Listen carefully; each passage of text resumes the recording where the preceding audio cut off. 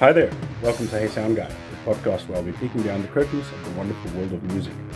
In this podcast, I will be speaking to sound engineers, musicians, and music industry professionals, and we'll get a little bit of insight into their world and share some stories and get to know them a little bit better. My next guest is a fantastic piano player. I've known him for a long time through Ronnie Scott's, and he is a very talented piano player, shares his name with one of the greats. He truly is the Rickest of the Ricks. Please welcome my good friend, Rick Simpson. Hello, how are you doing? I'm good. It's good to see you. Good to see you, man. Yeah, it's been a very long time. Been so long. It's so weird. 2020 felt at the same time the blink of an eye and also like a decade. You know, it felt like the longest year ever, but also the shortest year that, you know, it's just weird. I think that's the best. That's what you should hope for, though, because I mean, I've always had this thing where, like, one of the things that I enjoy hearing about and realizing is when you say something like, "Oh, do you remember that thing?" And it seems like maybe that it was like, say, 8-9 years ago, and it actually turns out it was maybe only 3 or 4. Oh, yeah. That happens to me quite a lot, and I think maybe it's due to the kind of unstructured nature of our lives. Like, we don't have this kind of like life 9 to 5. Yeah, like I feel like, you know, maybe like I've always had this idea that people in 9 to 5s have more, you know, of like a life structure. Obviously, they've got like a time structure, but like that they may go, "Oh, in 2018, I got that promotion." Whereas we don't really have this kind of like clear thing. So I always used to like remember my life. I'd be like, "What relationships was I in?" or something like that. But I've often like found that one of the really comforting things about like kind of like trying to put your understanding of time together is, when something feels like it was ages ago and it was maybe only 2 or 3 years ago. Because for me, that was always a reason to be optimistic, because it was a sign that things can change quickly and a lot can happen. A lot can happen in 3 months. Like, think about, like, you know, again, back to relationships, like how quickly you can get to know someone in 3 months. Yeah. Crazy. Yeah, absolutely. So I've always tried to feel that that's a case for optimism, you know. 100%. So like one of the things about 2020 was that, a lot of stuff happened, and it did feel like a long time, which for me is always good. I kind of want time to feel long. I don't want it to. Yeah, especially since we're getting older, right? You know, we've got less and less of it left. We want to stretch whatever is left. Yeah. So that's one of the things I really liked about last year, and you know, like, I'm not going to deny it. Like, part of me enjoys this slow pace a little bit. And then I've got to say, without sounding like too much of a smug asshole, like, I loved last year. I had one of the best years of my life. Like, it was brilliant. I know that that's a really insensitive thing to say. No, I don't think so. I don't think so. It's not. It's you know, you're here for your personal experience, not for everybody else's. So, you know, you're allowed to have your opinion the same as everybody else's, and your opinion is as valid as everybody else's. So, you know. Yeah, I've always struggled kind of saying positive things. not like that, but like I did some post on Facebook the other day that was kind of like it was like a happy celebratory post, and it got tons of likes. And I remember I did one of those a few years ago, and it made me think, like, actually people like to hear good news. Like, and I've always been somebody who kind of feels like saying something kind of good about yourself, or saying, you know, that you're happy is something. It's kind of something that you should kind of maybe be a bit private about, and it's kind of maybe cringy to admit. But actually, I think people are just kind of happy to see someone having a good time. So, I have to say that, you know, I don't think we do enough of it. Yeah. You know, there's. It depends how you do it, you know, because it's like don't be an asshole about it. Which is, you know, the vacuous kind of self-satisfied social media thing no one likes. But I think you can tread the balance slightly and get it right. Like wholesome. People like wholesome stuff, I think. Yeah. I mean, and honest and true. You know, if you're not somebody who just goes out there every day and say, what a great fucking day we're having and whatever, then if you come out with something that's truthful and honest and you're like, I'm celebrating this good thing, then people will be like, yeah, I'm happy for you. I'm rooting for you. I'm glad. I really think, especially now where people are so goddamn fucking negative, we need a bit more positivity. So it's a good thing. Don't feel bad about that. Always go for it. That's what I say. No, I think you're right. I might be wrong. Authenticity. I think that's don't know what the fuck I'm talking about most of the time. No, I think authenticity is kind of like, this feels like a horrendous cliche, but it is one of the most valuable qualities about anybody. And I always think like it doesn't really matter, like, even if sometimes you may be like a little bit grumpy or if you struggle with things, like if you're honest about it and you're authentic about it, then you can complain about that. And, man, integrity. We're in an industry with a lot of people who are extremely creative and a lot of people who've got super interesting personalities and maybe are a little bit up and down in some things, but like I don't know. I was thinking earlier, like I think if I have any regrets about the last 10 years, it's like this feeling that I've maybe like admitted to too many people my weaknesses, or like I've been too hard on my sleeve and I'm pissed off with myself. But like I was just being honest, man. I was being like genuine. I was never doing that for like attention or anything. But I do remember somebody saying to me when I was like 17, I did one of my first ever like professional gigs, and it was with this trumpet player called Lindley Hamilton from Ireland. And he was telling me the story. I remember we finished the gig and I was doing my, man, I kind of fucked that thing up. And he told me, he said, listen, I did a gig years ago where, the gig was great, played great, and this guy who he didn't know at the time, who's going to review the gig, came up to him and was chatting to him about the gig and was saying how much he loved it. And Lindley told him, yeah, but you know what, I fucked this thing up on the last tune. I played the wrong form. It was something really innocuous. But his point was that it was something that the reviewer would never have picked out by himself.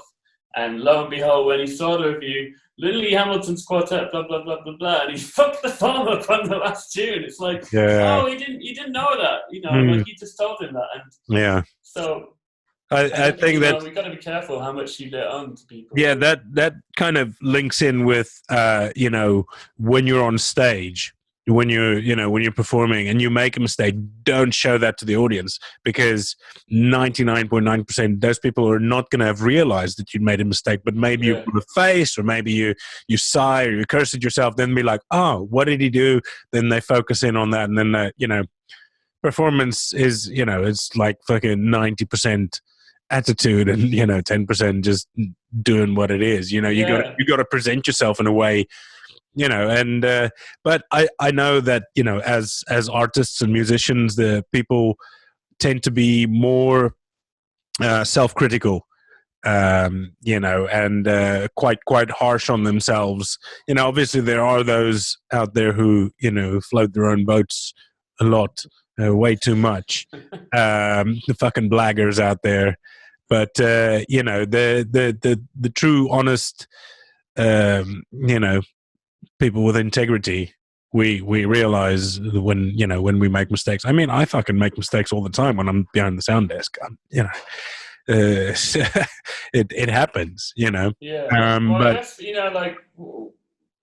we all spend a lot of time practicing our craft, but none of us practice performing, and none of us like get taught how to perform. And you go to music college and you spend like all day in a little underground room in their windows.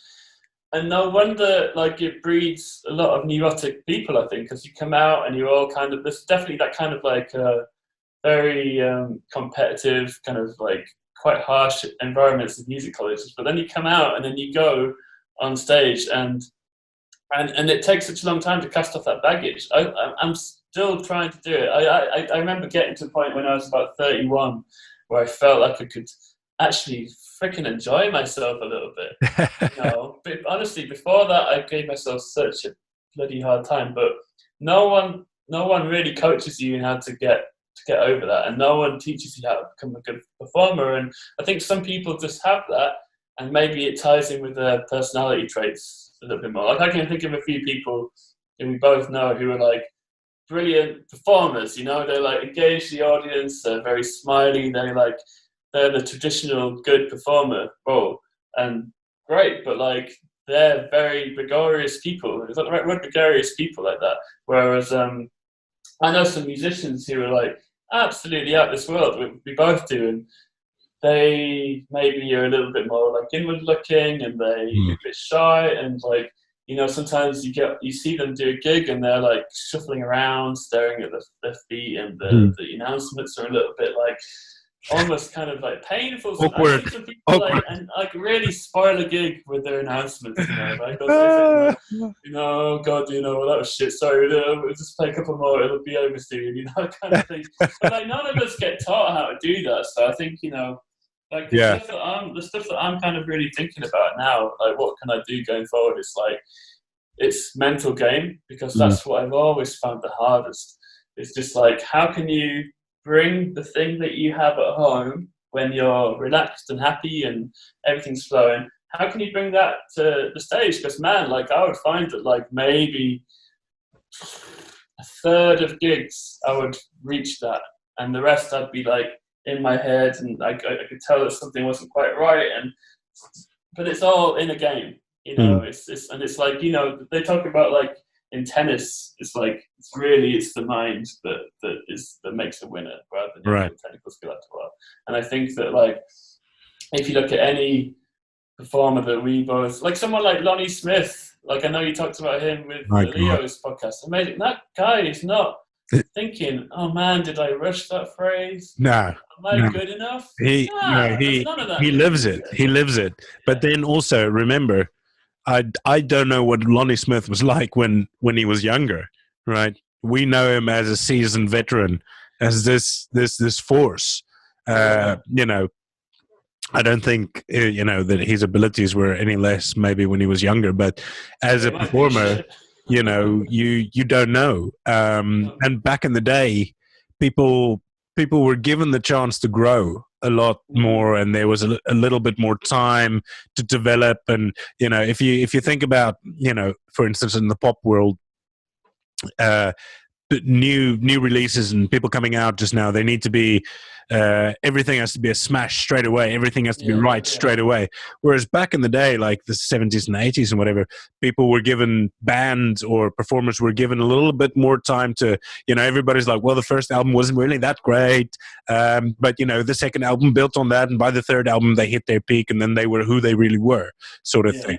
You know, nowadays it's like, if that first song, that first single isn't where it's at, then we'll just push this one to the wayside and bring in the next one, because there's a production line of these cunts coming through, isn't there? You know. I mean, I guess one of the things I've always been grateful for is this idea that, like, as an instrumentalist, like, it's kind of accepted that your peak is maybe somewhere in your 50s. Which for me is like, oh, thank God, you know. I thought for a second you were going to say your peak is about 10 years after you died. When that album picks up on eBay, mate. Right. There is actually a copy of my record on eBay. It's like something like 89 quid. It's like, no one's going to buy that, you silly fucker. It's strange. Yeah. Really? That's great. I'm just like, no, it's not. It's like, it's so stupid. Anyway, that sounded like a kind of humble brag. It wasn't meant to be. It's just very weird. But just technically the instrument, like this, I think that I've read a few times now that the pianist matures in their 50s, and that's what's kind of like technical peak. So I'm like, great, fantastic. I've got all the time in the world, and I think about it, it's like 15 years. 15 years. I was 35 a few days ago, so I'm like, I'm now like staring at the downhill slope coming up quickly. Oh, mate, you know, who knows really? Nah, as long as it's like I remember I said this to my friend the other day. I was listening to a podcast. It was Lawrence Wright. I don't know if you know that guy. He wrote The Looming Tower, and he did that film Going Clear about Scientology. He's amazing. Okay. And I was listening to him talk, and I was like, oh, this dude's so cool. He's like 76. So Right. So there's hope. The Yeah. age has changed a lot since we were. Yeah. A kid, and it was like, 35 was like. Yeah, that's when you're supposed to have peaked and have everything figured out, and you've got to have the house, and you've got to have the, the white picket fence, and the 2 pets, and the kids, and the fucking 2 cars in the driveway, and all that shit. I've got 1 pet. Well, good. I've got a little cat. That's about it, though. Yeah, great. No kids that I know of. No, well, you'll soon find out when you get all famous. When that album sells for 89 quid on eBay, mate, it's like, who's this guy? Right. I usually start this thing with you introducing yourself, but we all know that you're Rick Simpson. Tell us what you do, please. I was a jazz pianist. Mm-hmm. Hopefully still will be, Nobody, I guess no one wants to know what I did when I was a kid, so I'll just say that I've been in London since 2004. Well, you can tell us where you're from. Where did your piano journey and your journey into music start? So my mom and dad, they had this little keyboard that I think they kind of came up on it by chance. I think I don't know how they ended up getting this keyboard, but it had like a drum set built into it. So okay, there's these little pads, and the demo used to be an instrumental version of Wham! Wake Me Up before you go. So the first thing I ever played was like a really bad shuffle drum thing on these pads, like playing along with the bass drum and the hi-hat and the snare. And then I started kind of playing around with the keys, and I remember like trying to pick out what's the melody of this tune. Yeah. And my sister and I used to take turns at playing this thing, and after a while, they kind of saw that we actually went to this keyboard voluntarily. They didn't have to tell us to like play or anything. So they found in a second-hand shop in Northampton this upright piano, which they still have. They still got it. So whenever I go home, I get to play the piano that I learned on. And spent hours playing as a teenager, and it's like horribly out of tune now. And I've got loads of like 1 million photo frames on it now, so it's more of an ornament, but it's still it's kind of emotional to get to see it and play it. I bet. I think I was 7.5. We had a first teacher. Unfortunately, she died about 6 months in, so we had like a year without any lessons. And then we started with a new guy who was very classical, and I was never. Have you got arrows behind you? Yeah, it's my one of my hunting bows. I didn't know you're into that. Yeah. In a way, I'm not surprised because I know from talking to you, I think we're into a lot of the same kind of stuff. Yeah, I've got. And I recently, fucking hell. I recently bought myself a rifle as well. What's that? Yeah. Well, the idea is to maybe go and do some hunting, maybe just rabbits and stuff, and also, if the shit hits the fan, I've got my bows for the bigger game, and I've got my rifle for the smaller game. I'll fucking go live in the bush, mate. Would you eat a rabbit that you shot? Oh, absolutely. Why not? Great. Yeah, 100%. I respect that, though. I respect that, Like, I understand the arguments against eating factory farmed meat, but I totally think if you're willing to hunt and eat, brilliant. I mean, like, I know that we both listened to Joe Rogan in the past, and, when he talks about hunting elk and eating that, and then having enough meat in the freezer for, like, weeks. Yeah. That's great. Weeks to months. Yeah, no, absolutely. I mean, well, growing up, I've always been around hunting and farms and all these, my whole life, as long as I can remember. And I've always seen, the slaughter of animals. I come from, South Africa, obviously, but Which part, though? I grew up in the north. There's a place called Sardinian, which is probably about 6 hours south of the most northern border with Zimbabwe. So we were there until I was about 11, and then we moved to Nailstroom, which is closer to Pretoria. But we always had friends with farms and game farms and these sorts of things. And I remember I went off eating meat for about 10 days after, for some reason, I don't even know why, because I'd seen them slaughter pigs before. And something had happened, and it triggered something. I don't know, it was about 4 or 5. And I went off it for a bit. And then when I started eating meat again, my dad said to me, okay, listen, if you want to eat meat, you should be prepared to kill the animal yourself. And I said, fine, give me the gun. And I went and I shot the fucking pig, and that was the end of that. You know, so ever since that, you know, we've always went hunting. And yeah, I mean, I kind of grew up sort of rough, you know, but the one of the places where we lived was, because both my parents are teachers, and they we always lived on sort of boarding school grounds. Where in South Africa, you know, you've got boarding school on the school grounds, so we always used to live there. And this place was an agricultural high school. And yeah, I mean, we had cows and pigs and sheep and chicken and all that stuff running around on the yard. And there's and yeah, we you know, we were one of the borders of the school was the local river that went past there. And I mean, that place, the river was full of crocodiles and and hippos.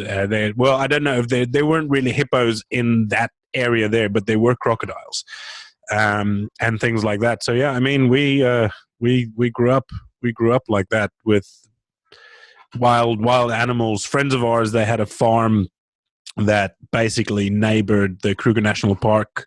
Yeah, it was basically a line on a map, you know, which was the border. And we used to go camping on their farm all the time. And the way that we camp is we don't put tents up and stuff like that. You just put like a tarpaulin on the floor, on the ground.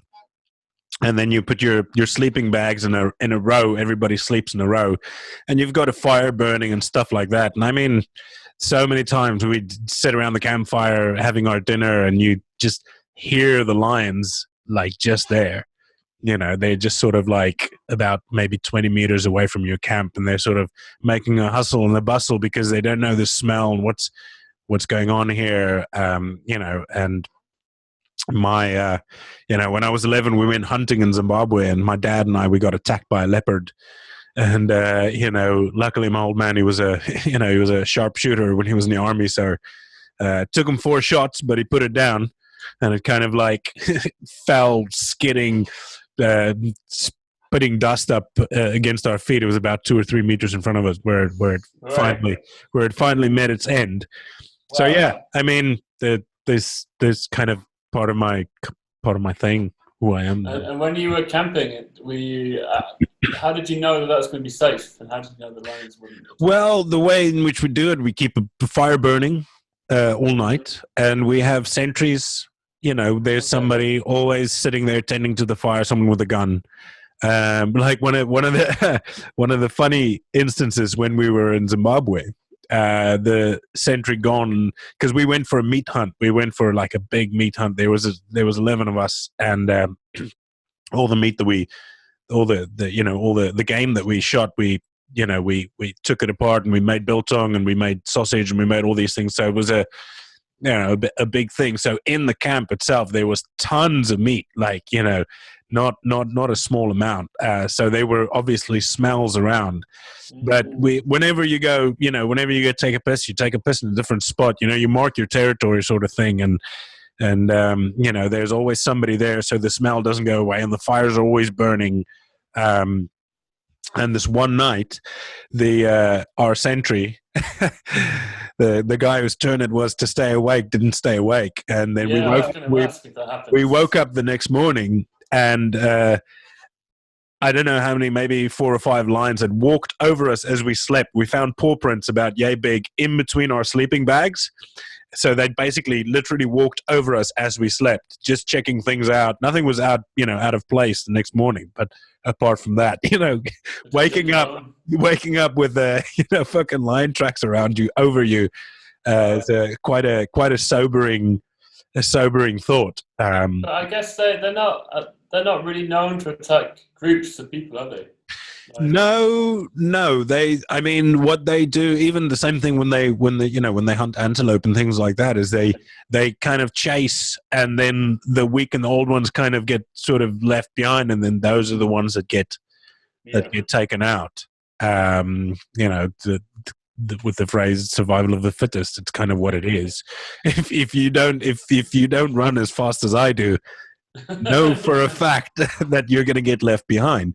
Well, I can't believe that nobody woke up, because I guess if you had woken up and startled them, then we would have been in trouble. Yeah. But that was, I don't know how much luck was involved in that, and how much maybe they'd already fed, maybe they were, they were just checking us out, because we heard them quite often, sort of, just a little bit over there. We'd hear them, because they weren't quiet. If they're quiet, if we didn't hear anything, maybe we should have been concerned. But they always made their presence known. There was never any. They were, they would growl, and they would walk around quite noisily, just to kind of let us know that they're there. Well, I guess it's one of those things where, like, everybody knows that they can fuck you up, but it's the same as great white sharks, where they're actually often not that interested in people. No, they don't even like the taste of us. It's just the sheer fucking size of them. And they don't have fingers. So the only way that they're going to know whether they like you or not is to, have a little taste. The sharks is another thing I'm fucking fascinated with, man. My God. I don't like the ocean, so I'm never going to go diving with sharks. And I think people who do, I'm always glad that there's people who are willing to do mad shit that I think. It's like there's people who spend, years of their life recreating the entirety of, like, the Lord of the Rings map in Minecraft. Sometimes my initial reaction is to be like, oh, God, how pathetic. But then I always have to go, no, that's great. I'm glad that someone out there wants to do that. And, I'm glad someone out there wants to swim with sharks, because I sure as hell don't. Well, I do. I really do. You do? Because I'm fucking terrified of them.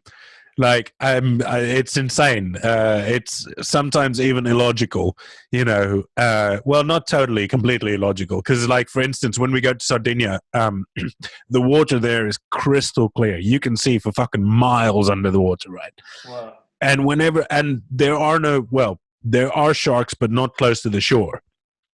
Okay, but whenever I'm there and I can see under the water, I get so freaked out. It's hard to swim. But when I'm in South Africa, where I know it's fucking full of sharks, right? It's there. I don't mind. I swim in the waves, and I'm the deepest guy. I'm there, which is completely just silly and illogical. But yeah, I don't know. I suppose it's out of sight, out of mind, or something like, I don't know. Yeah, I guess it doesn't really make sense, but there must be a reason why you feel comfortable. Well, I suppose I'm not really normal, am I? None of us are. But yeah, it's that feeling that, like, if a lion did come at us, there's something you can kind of do. You can either, like, bop it on the nose or run away or something. It's just that feeling in the water where it's like, helpless. The thing that you definitely should not do is run. No, it's the same with birds, isn't it? I think grizzly you never run from. Yeah, it's best, like with a lion. What happens more often than not is they do a mock charge, right? So they'll run at you, and then they'll stop right in front of you to kind of test you, whether you're prey or whether you're something else that they need to worry about or not worry about. Unless, you get the fucking man-eaters on the Botswana border. They know by now that it's just because they've gone to becoming solely man-eaters, because so many people are jumping the borders and trying to get from Botswana to South Africa. They just sit there and wait for them. Have you seen this? I've seen plenty of videos, I'm sure you have as well, where someone's getting charged by either like a mountain lion or a grizzly, and they just stand their ground, make themselves big and scream, and it works pretty much every single time. Well, they work because of the times that we see. Of course, the other time, footage lost, Wait, there's a found footage of this guy. No, well, the thing is with animals is especially wild animals, but even domesticated animals. Your cat sometimes get in a fucking mood, and there's nothing you can do about it. I wish my cat would get in a mood. Well, she's so lazy these days. Oh well, She's really old, so she's kind of in the retirement phase now. Oh, okay, so she's older. Living here at the moment, so she's really, because I've lived in this house for 10 years, always with strangers, housemates coming in and out, and at the moment it's just me, so she's just like chilling. I wish she'd attack me. Just to get some excitement going. Yeah, exactly. But I mean, the thing with especially wild animals, especially predatory wild animals, right? You don't know whether they fed, whether they fucking woke up grumpy, whether whatever, There's even, like I said, even domesticated animals. Your own dog can bite you if you catch him at the wrong moment, or whether you try to take a bone out of his mouth or something like that. Right. So take this thing and make it 10 times as big, and with 10 times the fucking attitude, knowing that he's the king of the jungle. You never know where you're going to stand. But more often than not, standing your ground does kind of, give you a bit more of a chance. Yeah, there was some footage last year that this guy, he was hiking, I think, in California, and a mountain lion. I saw that. Came at it. Do you see that? I saw that. Yeah. It keeps kind of like going at him. But when it goes at him, it's fucking terrifying. The way man. It its paws up and it kind of scoots along on its back legs, but he just shouts at it, and it doesn't work. Yeah. But I think they were saying that that it had a cub nearby. In the beginning of the video, you can see there's a cub standing in between him and the mountain lion. Oh, I didn't see that. Yeah, it's right at the beginning. You can see the little cub, and then he runs out of the road, and then this fucking mama comes rushing at him. Don't get in between a fucking mama and his kids, It's But then there was a dude who strangled one, wasn't there, 2 years ago? What? Strangled mountain lion? There was a story that was on the news, and some guy had been hiking in California. I think it was California, and he got jumped by, because they won't ever attack you directly. They're ambush. Yeah. Yeah, they're ambushy. But he got jumped, and he actually managed to kind of like choke it out. Wow, brilliant. Yeah. Fantastic. So he won. Just choke hold around the neck.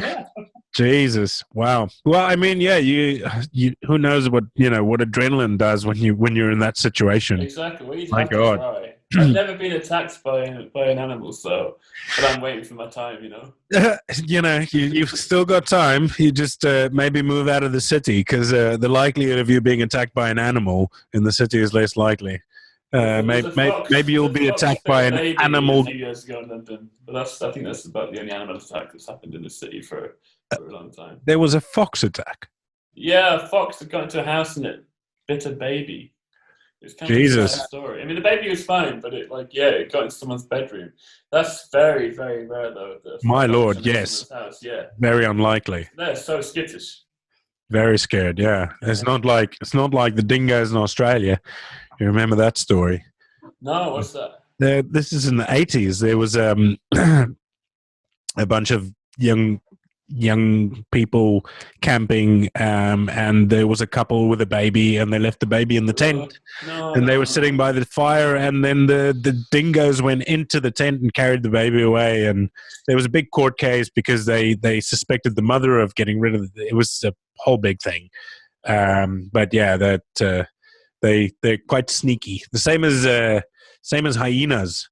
Those are the ones you got to be scared of, because they will actually come and drag you away in your sleeping bag, as you're sleeping, and then drag you to wherever the rest of its troop are, and then or is it a cackle of hyenas?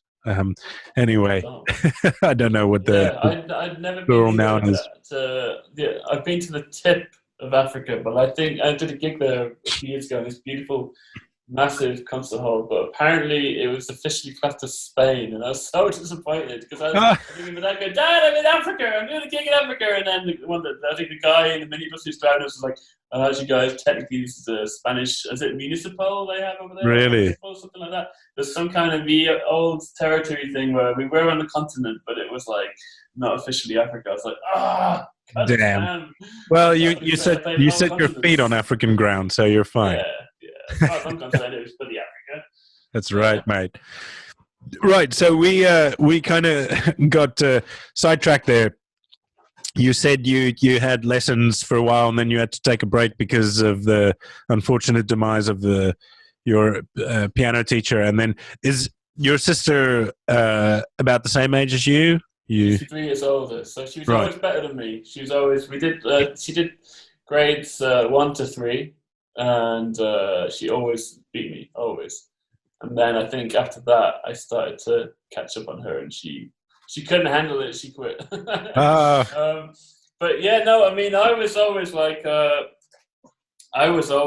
never really up for kind of being like a formal classical student. Like I did my grades, you know, but I was always like my piano teacher. He used to call my parents up, and he even sometimes would come to the house to have these meetings with my mom and dad. My God. To just be like, listen, your son, like, I don't know if I can teach you much longer. Like, he won't play the notes that are on the page. He keeps making things up. And I'd be like, but I like making it up. And he'd be like, we're playing Mozart, not Simpson. And but I just I couldn't help myself. I would just be playing this, you know, whatever, Mozart piece. And then I would just find a chord that I wanted to play, or like a little bit that I thought was kind of cool, and just do that. And I didn't know what jazz was back then. In fact, like, I didn't really even, I hate saying this because it sounds like I'm going, I didn't even listen to music, but I genuinely didn't. Like, there wasn't much music in the house. Like, my granddad liked the Bee Gees, and my dad liked a few tunes like The Boys Are Back in Town, Thin Lizzy. Lizzy, and some, you know, like that Waterboy song. Yeah. Actually, I've been listening to that again recently. That's a tune. Yeah, it's great, man. Yeah. So there wasn't loads of music around, and there especially wasn't any piano music or classical music or anything like that. But I just used to, just basically muck about, and so I was always composing music, and I say composing, I was like, you know, just coming up with tunes and stuff. Hey, that's composition, bro. Yeah, and then my mum and dad, when we were a little bit older, I think we were maybe about 10 or 11. We had a trip down to London from Middlesbrough, and we saw Jason Donovan doing Joseph's technical. What's it? Joseph in the Technicolor Dreamcoat. It's one of that. You know, I know. Actually, our school did a review of that when I was 14. The seniors, they did a review of Joseph in the Technicolor Dreamcoat. Right. Yeah. Joseph Donovan.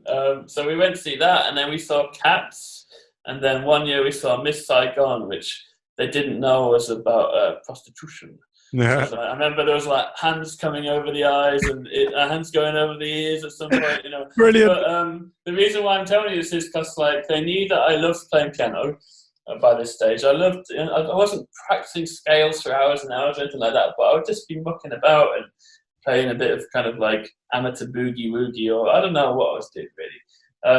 But this is when things started to change. They got me like the music book for Cats, and they got me the music book for the Phantom of the Opera. All right. But what they did is they accidentally got the vocal score.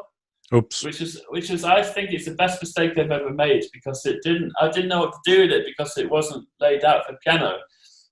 It had a piano accompaniment in, but that didn't have the melody in, right? Right. So it had the melody like a book on this vocal score. So, but it had chord symbols. So I used to be like, okay, well, I guess this is C major, you know, and so I would figure out all my chords, and then I would learn how to like invert them and play them in funny ways. So from a kind of early age, I was like improvising. I just didn't know. Fantastic. Because I'd come in and my mum would be like, "Oh, Richard, can you play Think of Me from Phantom of the Opera?" But then I'd play it and I'd be like, and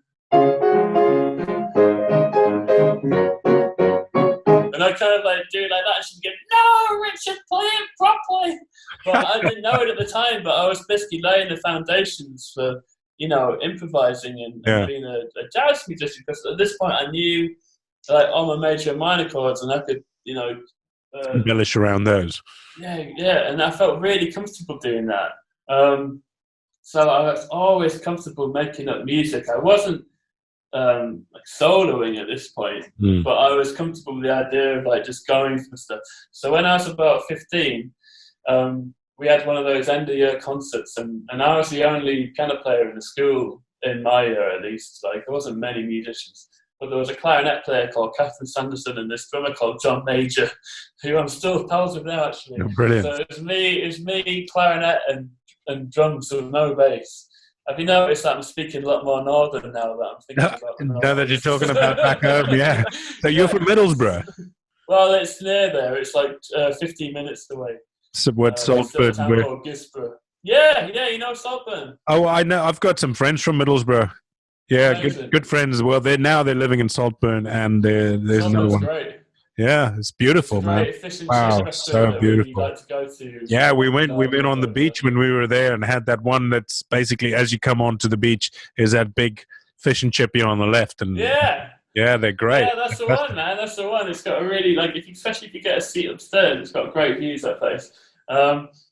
So that we played in the Mood in this end of year concert, and there was no bass or anything, so I was like going like, corny like that. But then on the day of the concert, she says to me, "Oh, can you do a piano solo?" And I was just like, I don't know what that is. I've never heard. What do you mean solo? I was like, oh, you just make up a new bit. So I was like, oh, I can make stuff up. I've been making stuff up since I was born. Yeah, but it wasn't like, it wasn't lines. I just kind of knew how to play chords. So I had to go, and me and the drummer in this concert just got completely out of time, and the whole thing, and we had to stop. And we had to count us back in again, because I didn't know what I was doing. I didn't know how to even play with people, because we just didn't really have bands or anything back then. So I was really forlorn, obviously, and it showed, back to what I was talking about before. And my dad comes up and he says, "Oh, son, I know you're feeling a bit sad, son, but if you like that jazz music, I've got a mate at work who likes a bit of jazz." And I said, "Oh, well, go on then. I'll check it out. I'll have a listen." So he came back home the next day, and he goes, "Here, right, son, check this out." And we put the CD on, and it was Bitches Brew by Miles Davis. Brilliant. And I was going, my dad, turn it off. I hated it. I absolutely hated it. I remember, I'll never forget that moment. I've talked about it before with people. I didn't know what was happening. It was just, because, and like now it sounds tame. Well, also you understand it. Yeah. For me, see, especially with jazz, right? I'm kind of the opposite of you, whereas I grew up in a house, we always had music playing. The radio was always on. There was always music. My dad played guitar, not really very good. I remember I was 5 years old and I fucking knocked his guitar over and the neck broke off. And, we didn't have money, so he couldn't buy a new guitar. And that was kind of the end of that. That was very sad. My grandpa played, he played clarinet and concertina. What do you call it? What's a concertina? Is a accordion. Okay. Right? He played accordion and piano, but he never really played when we were there. So I don't really come from a family of musicians, but music was always there, and I was always into rock and roll. Older rock and roll, bit of classic music, the blues I loved, but jazz for me was always this. I think because I misunderstood it. It was always this cacophony, right? It was just this. I don't understand it, and I always my impression of jazz before actually starting to work at Ronnie Scott's was people playing different tunes at the same time. Wait, hang on. It's just a mess. When did you get into jazz via Ronnie Scott's then? Yeah. Oh wow, I didn't know that. Yeah. When I went to go meet Miles and Danny Kassane, Miles Davis, right? Yeah, of course. No, the way when I was studying, there was a choice module of work experience, right? And as in a democracy, unfortunately, I got outvoted by the rest of my class. They wanted to do music for films. And I said, listen, work experience, we're in our second year. of a 2-year foundation degree. What could be better than college providing us with work experience? They're like, no, we want to do sound for film. We're like, okay, fine. I went to my tutor and I said, listen, mate, anything you find, send it my way. I'll do it off the books. It doesn't have to be extra credit or anything. I don't care. But if you can organize me any kind of work experience, I'm fucking there, bro. Wow. And about 2 weeks later, he called me up. He's like, oh, I've got a gig for you. It's actually a paid gig as well. All you need to do basically is to assist this guy that you're going to be picking up a van, taking it there, setting things up. I'm like, well, that's fine. I've been doing that because I've been working in events for years. So none of that was a problem for me. And it was Tim How old Bray. were you, by the way? Pardon? How old were you at this point? 2007, so I was 25. Cool. 25. Some. Born 83, 25. Right. Okay, you're 3 years older than me then, I guess. Cool, that's good to know. Yeah, I just turned 37 now in October. I'm turning 38 now. In October, I'll be 38. Okay, so, yeah. That's yeah. cool. So anyway, so I met Tim Bray. Tim Bray. He was the guy I was working with. He's a sound engineer at Ronnie's with the glasses. Oh, do you know, I feel so bad because if you watch my episodes, he was the guy who was in the very first episode. It doesn't matter. But anyway, so I'm just thinking if I know this guy. I know you know him. Definitely know him. Awful with names sometimes. Especially like at Ronnie's, because Ronnie's is very, I find it's kind of a bit strange socially sometimes because it's so like and like sometimes I it's very loud and I'm in and out. People that in and out. Tim Bray. Tim Bray, yeah, you know Tim, man. He's one of the oldest engineers there. He's my height, a little bit skinnier. He's wears glasses, short hair. Well, I know exactly who you're talking about without me even looking. Of course, I know who you're talking about. Yeah, Tim. Yes, sorry, Tim. It's just when you say Tim Bray, I'm like, oh, Tim. That's right. I'm sorry, Tim. I'd met Tim, and it was a Nijo gig. Yeah, so I met Tim at Bill Ashton's house. We took the van out. Tim was not feeling too well that day, so once we'd set everything up, he said to me, "Listen, do you feel comfortable mixing the gig? I just want to have a little lie down. I'm not feeling too well." I'm like, "Yeah, sure, I can do that.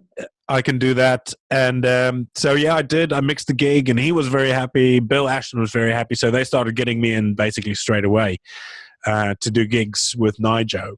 And that was kind of my first experience of working with a jazz orchestra and in the world of jazz, if you will. And then in late April, I just finished my degree of 2008. Bill gave me a call, Bill Ashton, and he said, "Listen, Miles is at Ronnie Scott's tomorrow with Danny Kassane, who was the then sound manager. Why don't you go there and meet with them, have a chat, because I know they're looking for an extra engineer at Ronnie Scott's." So I went in. It was a Tuesday. I had to Google Ronnie Scott's. I didn't know what or where it was. So I Googled it and I went in, and they were setting up, and they're like, "Oh, do you know this desk?" I said, I've seen it before. Are you comfortable working it? I said, I can give it a go. So they said, "Well, go set it up upstairs and have a little play with it, and then when you're happy, come and see us." So I did that. I was upstairs for about an hour or so, just going over the desk and all the functions and where everything is. Went downstairs and we went to the Dog and Duck, and they're like, "Oh, well, come back on Friday. There's a salsa gig that we want you to do." And that was it. That's how I started. And I, through my time at Ronnie's, I learned to understand jazz a little bit, and I appreciate it a lot more now, and on a deeper level. I'm good with all of that, apart from when it gets super, super contemporary. Then I'm just like, okay, this is still just noise. You guys play the same fucking song, please, at the same time. Yeah. I mean, you can never take for granted just how much somebody understands about the music. Like I've had conversations with people, like my partner, for example, like it took her a while to understand that you're improvising. You know, like she thought that it was all kind of like, you know, practiced and you were doing the thing. And you're just playing a line that you know. Yeah, and but the thing is, like, why wouldn't you think that? Like, there's no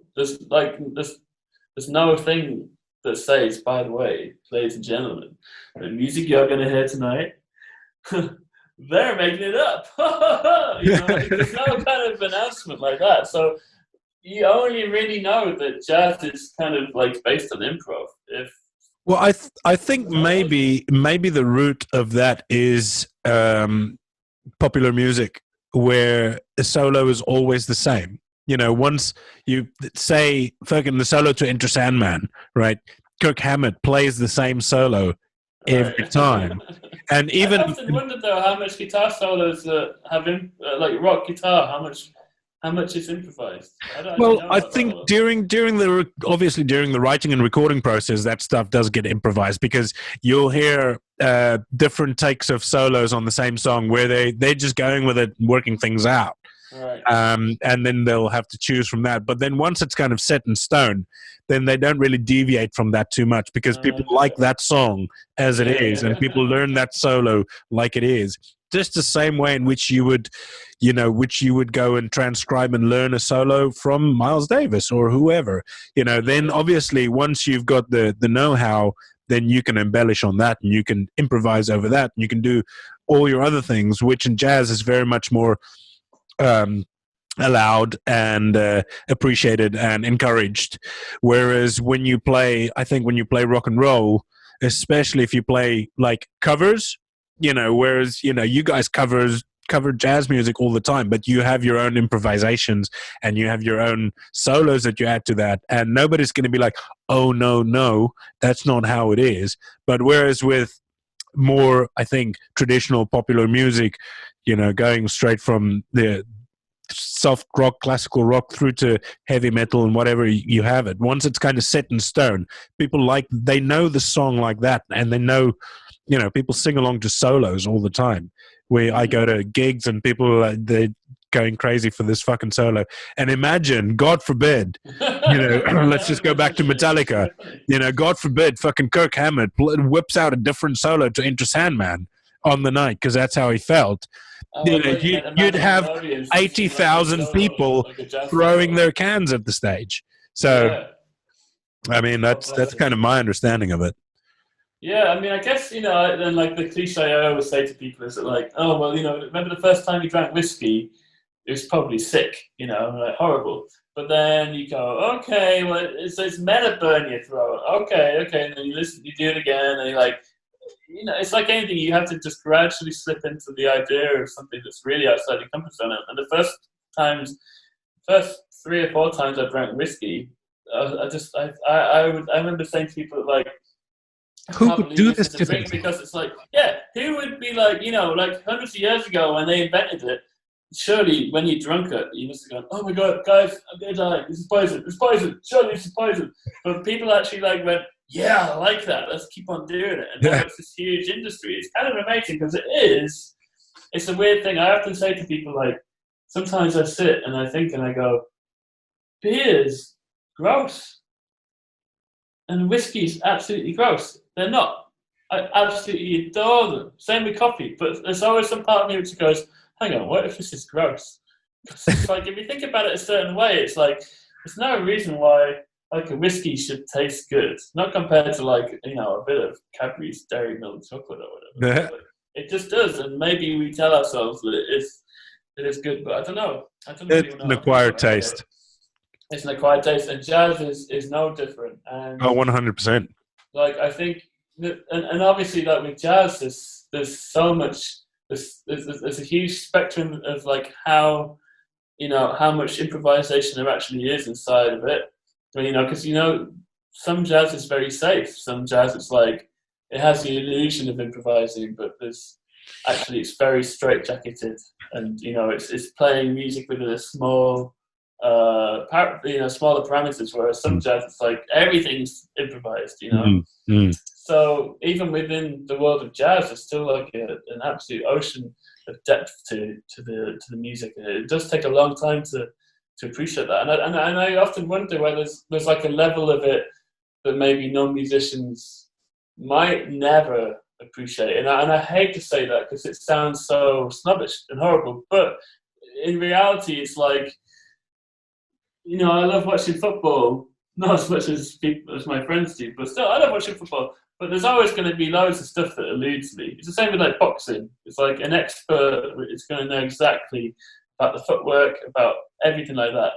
And I guess jazz has got the same thing where it's like, you know, like naturally as a musician, it's like you can hear more detail and you can kind of like get an idea of how technically hard something was, and that always adds something to me as a musician, even though it's a very shallow thing. If something's very technical, there's always a part of my brain that I'm maybe a bit ashamed of, which goes, ooh, you know, it's kind of impressive to me, but maybe like that's elusive for a non-musician. I don't know.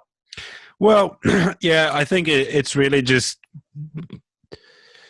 I mean, I know absolute fucking nothing about banking. But then to them, it's like, oh, this is what it is. Or the stock market, for instance, I know how it works. I've got a broad kind of idea of what it is and how it works, what makes it tick. But I wouldn't be able to step into like trading tomorrow because oh my God. I would lose the 20 pounds that I've got very, very quickly. So, you know, I think it's a, you know, hello, there we go. Fucking hell. Sorry. I just muted myself there. I think it's just sort of what you know and what you get exposed to and, you know, how deep you want to go into it yourself. Yeah. I mean, I think that there are definitely everybody, it doesn't matter whether you're accustomed to the music of jazz, it's like people can always tell when something is happening though. There's always that thing where, you know, you get people who've come along to a gig maybe and they've never heard jazz. But maybe there were moments in the gig where all the musicians were on the same page, they're all listening, and something magical is happening. And whether you understand it on a technical level is beside the point. Oh, absolutely. You can communicate something in that moment, even if you're communicating that the fact that the music's maybe aggressive at that point or deeply groovy or something. As long as you communicate something, that's kind of the main thing that matters, you know? And like, absolutely. I've always had this thing whenever I make a record or whether I do a gig and it's playing my own music, like, I've always thought, like, if I was an audience member, what would I want to hear? And I think that's an undervalued thing that musicians can do, you know? It's like, it's this idea that like, oh man, that's selling out. No, it doesn't mean that that's selling out. It just means that like, emotionally, my favorite gigs are gigs where there's like a broad spectrum of things that are happening. So for example, I wouldn't want to do a gig where everything's dissonant. It just wouldn't appeal to my, like I've seen gigs where everything's dissonant and you know, it can be amazing, but sometimes on those gigs where there's a load of dissonance, maybe there'll be a moment where there's something's really beautiful and it's like, aha, well, I really appreciated that moment of beauty because of everything around it. So then I'll be thinking, okay, well, I want to make sure that in any gig I do, there's something in there which I think is beautiful and that maybe other people think is beautiful. And maybe there's something that's like fast and maybe there's something that's slow. But like, I've always wanted to kind of like convey this kind of like chocolate box approach to music. And I think that in all of my records or any gigs that I've ever done under my own name, that's always the main thing that I kind of want to put across. It's like a way of going, yeah, there's something for everyone here. It's just not a cynical, lame version of that. It's hopefully a musical version of that. But for me, it's like, that's just what I want when I hear music, you know? I want to be moved to different well, you want to express yourself and your art, but you also want it to be appreciated by someone other than yourself. Yeah, I think so. I don't know. Like I've never like consciously No, I guess I'm maybe contradicting myself now. I would never write anything cynically like audience pleasing in that kind of way, but I don't know. There's like audience pleasing in a lame way and audience pleasing in a good way, and I think that I'd try and do the latter. Like I wouldn't want to have I wouldn't want to put out an album without something that's really like major and consonant on there, because I just think I need that personally. Yeah, well, again, it's the first one that you mentioned. That's probably selling out when you go against yourself to please the crowd. Whereas when you consider the audience, doesn't mean you're selling out. You're just you're expressing your art in a way to be considerate, to be appreciated by everybody. And I don't think in that it's not selling out in that kind of way. I mean, there's been times where I've been maybe playing with people and I've like maybe felt a bit frustrated that maybe every tune follows the same format, like saxophone solo, piano solo, bass solo. Like I think that's one of the easiest things to think about with the music. It's just like, let's maybe just aim for some variety here. Yeah, that can be one of the pitfalls that sometimes jazz musicians. It's true. It is true. It's always like, wait, it'll be the piano or the sax first, and then the bass will have his turn, and then the drummer will have his turn, and then everybody comes back in, and then the sax will have his turn again. Like traditional forms of the music, but I think unless you're playing very like regimented, we're gonna do like a 1950s bebop thing. Cool, and because that'll never go out of fashion, because that is an amazing formula for making music. But personally, like with my own stuff or playing with like bands that are maybe we're doing something a bit more modern, like mix it up. Yeah, man. And so like like some of my favorite people that I'll play with, like one of my favorite drummers is a drummer called Will Glazer. I know Will. He's great. Yeah, he's great. But one of the reasons why I really like him is that he'll do stuff like just start playing without, and we'll be like, okay.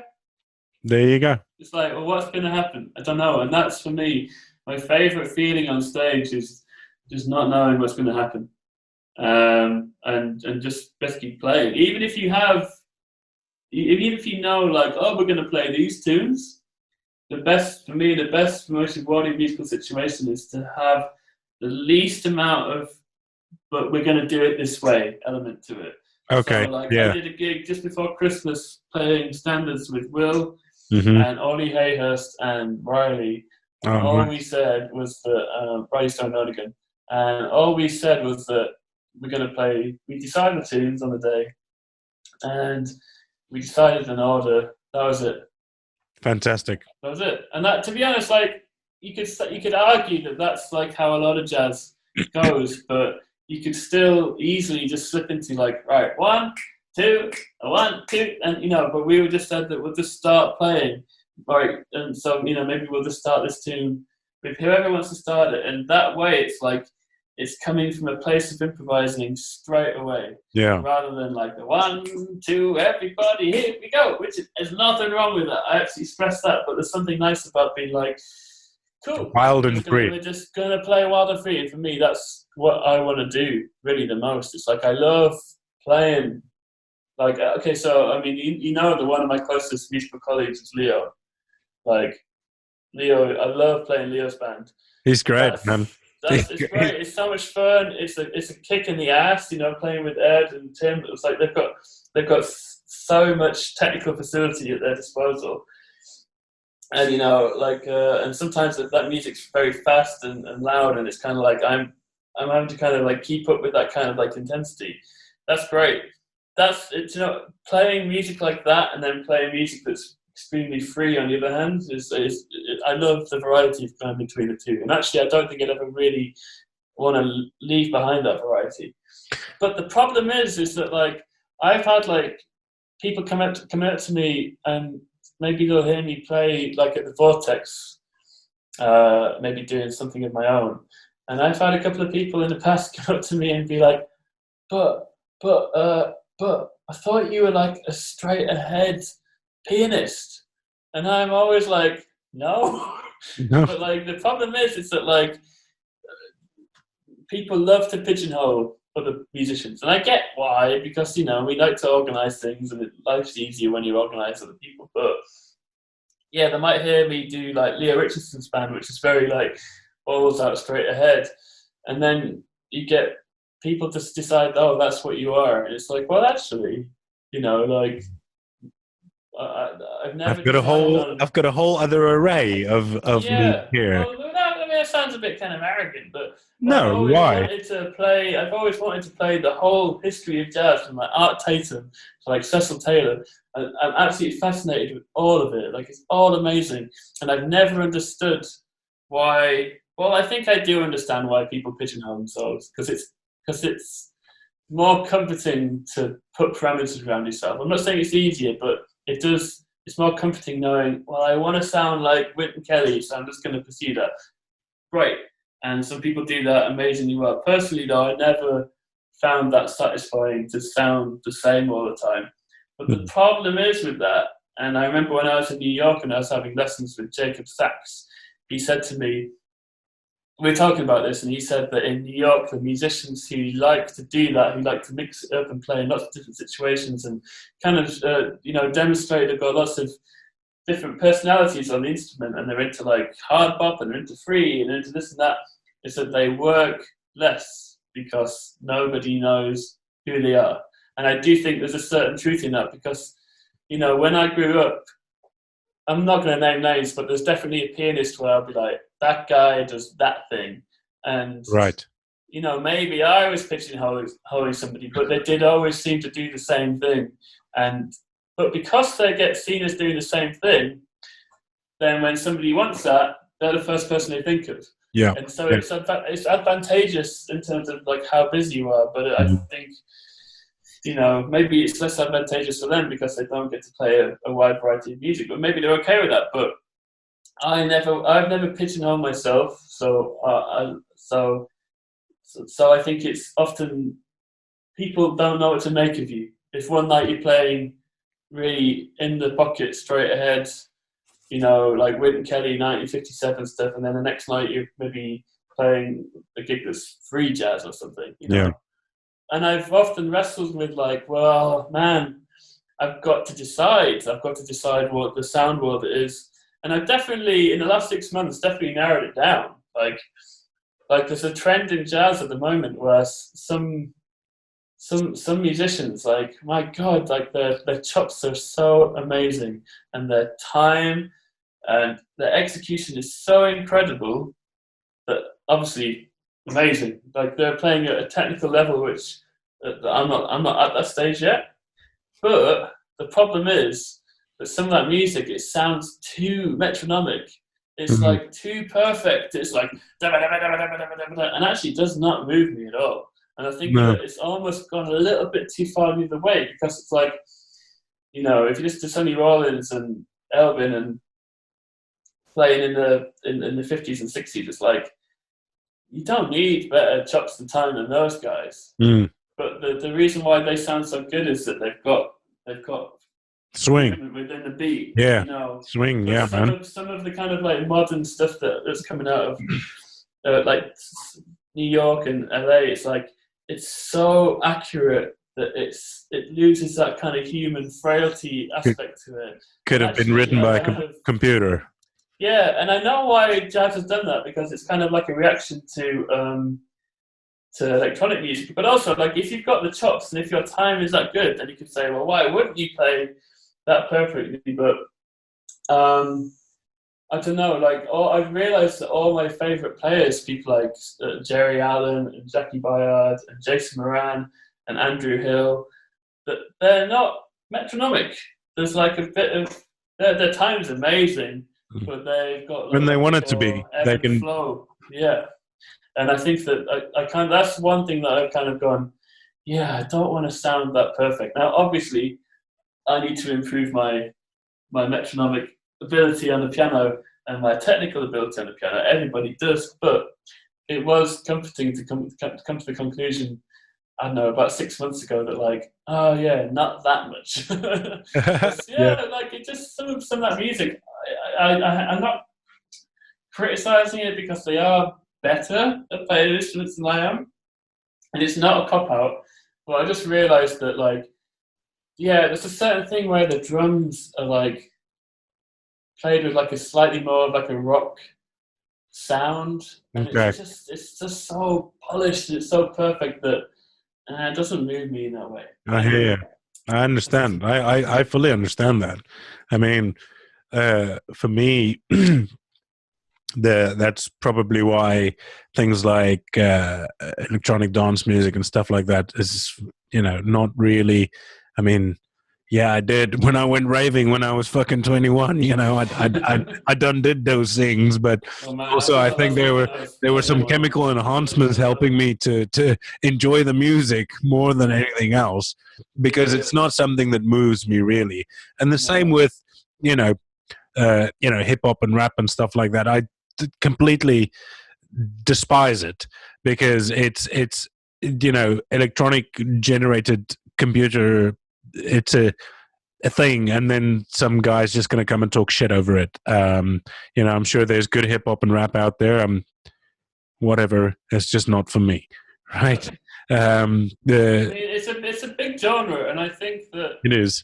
That's gone through a similar transformation to what I'm thinking about. Because if I listen to this is my there's people out there who are goddamn experts, and this is my small opinion. But like, for me, it's like if you listen to like 90s and the noughties hip hop, maybe more like the first half of the 90s, but it had a bit more heart in the beat, and it had a bit more like give and take. And for me, a lot of the musical samples that we use in the background of the music, like even stuff like Dre 2001, everyone knows, or something like Mad Villainy, like it's super musically interesting, or it's super musically satisfying. But then like one of the things that's turned me off that music a little bit is like grime. I couldn't get into the darkness and the lack of kind of like musical interest in it. And I hate to slag off a genre, but for me it was like it just sounds like a reaction of the dark times that we're in, but it's just a little bit too,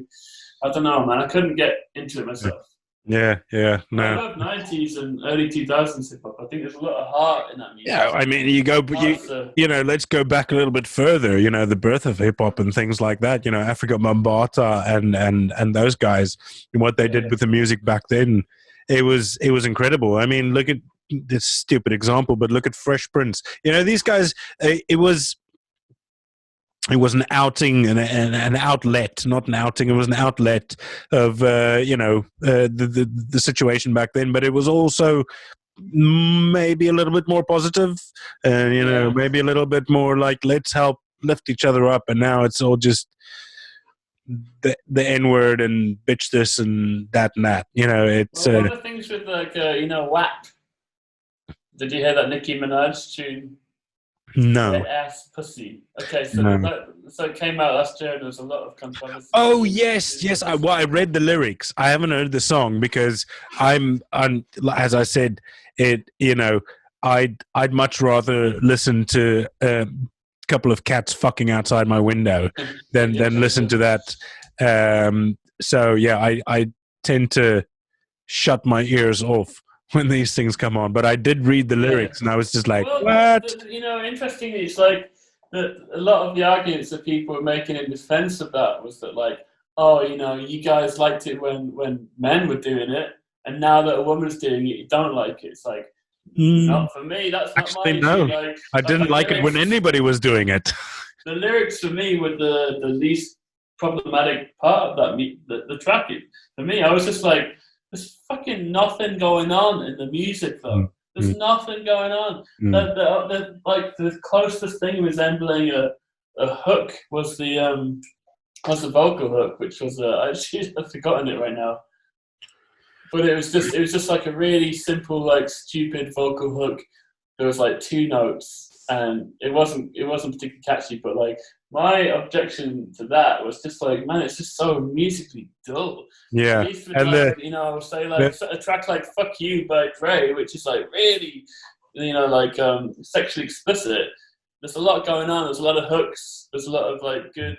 But you can take the lyrics away, and the music will still have some content. Yeah, but with WAP, it was like, man, there's just nothing going on. I don't care about the lyrics. I just give me something to listen to. Yeah. I mean, that I'm will not make more money than any musician that I know will ever make. You know, Mm. all of us pulled together will never generate the money that the WAP generated. You know? Yeah, that is a sad fucking state of affairs, though. If you think that this is what people want and what they listen to, but hey, you know, I think for me, the one thing that kind of immediately just sort of, you know, the anger boils up to about here is the overuse of hi-hats. It's basically all hi-hats. It's the closed hi-hat, and it's and the way in which it's almost like this is where they started with the hi-hats, and they had it at plus 12, and they just decided they're not gonna move it because it could, you know, fuck with their chi. I don't know what it is, but you know, I find it incredibly boring and frustrating. But hey, you know, everybody likes what they like. You know, a lot of people don't like the music that I like. To have. But because it's like, you know, I've seen musicians like defend again, like push back against this argument by saying every single generation for the last 70 years has made the same argument. You know, that modern music's like rubbish, it's getting worse, blah blah blah blah.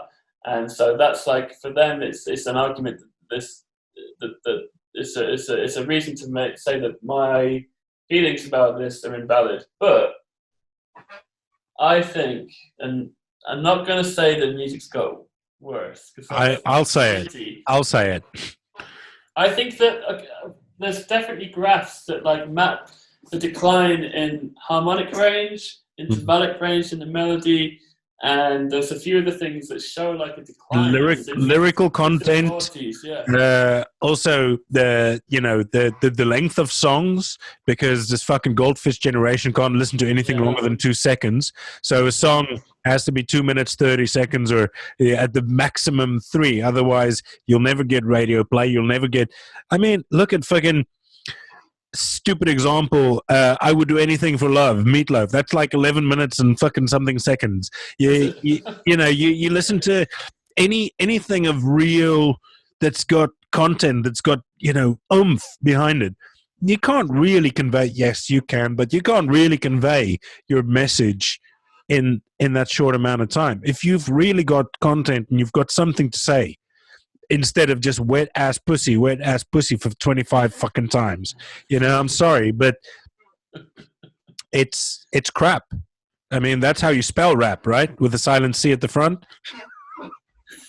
Yeah, I mean, actually, my new record, the first tune is 2 minutes 30 seconds. So you know, I'm not saying. I'm talking about in general. You can have a shorter song. There's nothing wrong with that. I'm not saying your songs have to be 12 minutes or 14 or even 7 minutes long. I'm not saying that at all. But what I'm saying is when that is like a prerequisite, and you know, you get songs that don't even reach that.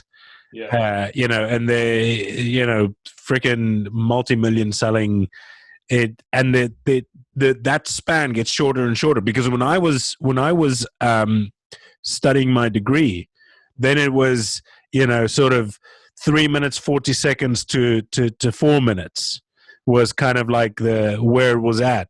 And now, like when it got to the point where I was teaching at BIM, it was already sort of like 2 minutes 30 seconds, 3 minutes maximum sort of thing. Okay. So it's getting shorter and shorter. And I'm talking about in the time of a decade. Wow. You understand? You listen to Led Zeppelin. Those guys, they just keep going and going and going. The Hotel California or Freebird. How long is Freebird? I mean, how long is the solo at the end of Freebird? You know, Leonard Skinner. It's epic and it's intense and it just goes, and it's like it takes you on a journey.